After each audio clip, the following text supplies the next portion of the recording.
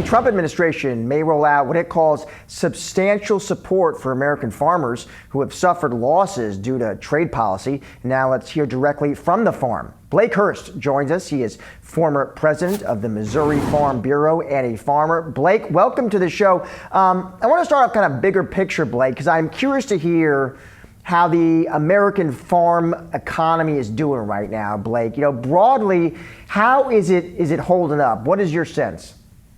Well, we're overall farm income is down slightly, but that's a tale of two different economies.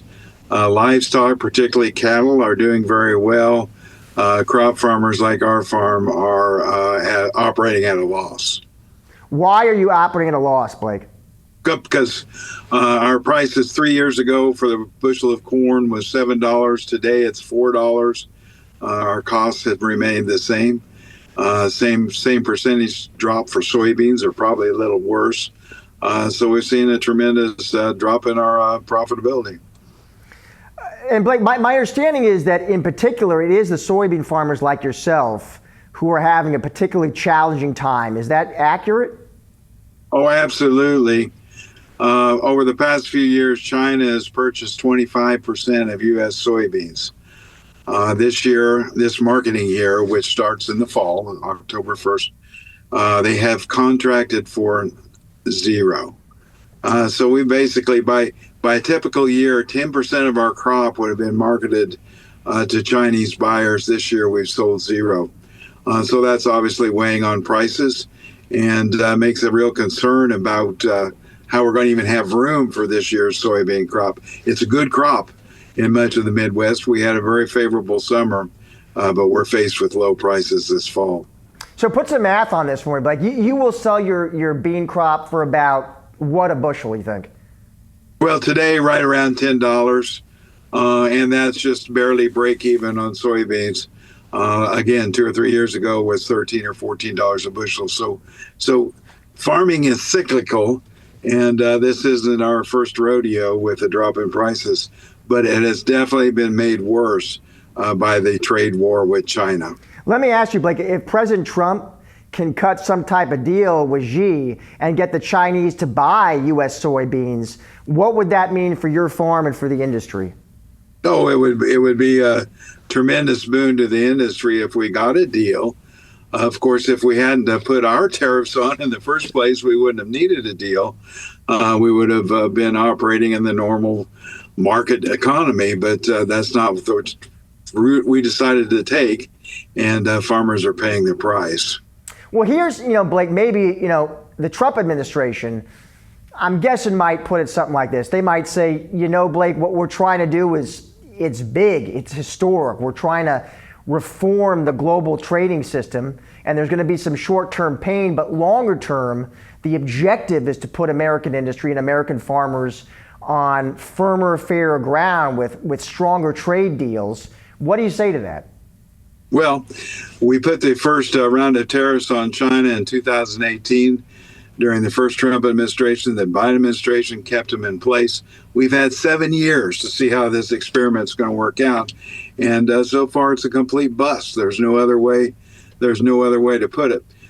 We have seen the administration announce a couple trade deals. The most recent one with Taiwan, and they said, by golly, we're going to sell Taiwan $10 billion of agricultural goods in the next 4 years. The problem is, in the last 4 years, they've bought over $12 billion. So the deal that they're trumpeting is no better than the status quo. So far, we have not seen those results. So far, we have not seen an improvement in our position as exporters. Let me ask you, Blake, the Journal is reporting here that Trump is considering $10 billion or more even in aid to farmers. What would you make of that possible response? Well, if he sends me a check, I will spend it. But it seemed it's crazy when you think about it. We put on tariffs, collect money, and then we take that money, which we've collected from American consumers, including farmers who buy imported goods. We take that money and give it to the industry that's been hurt by those very same tariffs. Seems to me that it would make a lot more sense to get rid of the middleman, drop the tariffs, and again, resume normal trade relations. Let me ask you, Blake, what is your sense of how much farmers and the farming community still support Trump, despite, financial challenges? The most recent polling I saw said 70% of farmers support our present trade Why is that, policy. Blake? Why is that, Blake? That's a very good question. It's because I think we're conservative. We like a lot of the things that President Trump has done in other areas. We're willing to give him a chance, but time is not on our side, and it's certainly not on the side of the Trump trade policy. Final question, Blake. I am curious. Trump's deportation policies. What kind of impact? What kind of effect is that having on the American farming economy? What do you hear? Well, that's the difference of what kind of farming. I'm sitting in a combine today, turned it off for a minute to visit with you. So we use a lot of machinery, and we're able to do most of our farm jobs with machinery. And so we don't depend on migrant or temporary labor. As it turns out, we have a greenhouse business, and we do use H-2A labor. They're legal, but we do use workers from Mexico. So I've seen both sides of the story, and for those farmers that have a lot of apples to pick, or strawberries, or any other crop that's picked by hand, the deportations are a real concern, I'm afraid. Blake, it's great to have you on the show today. Thank you for your time, sir. You bet. Thank you.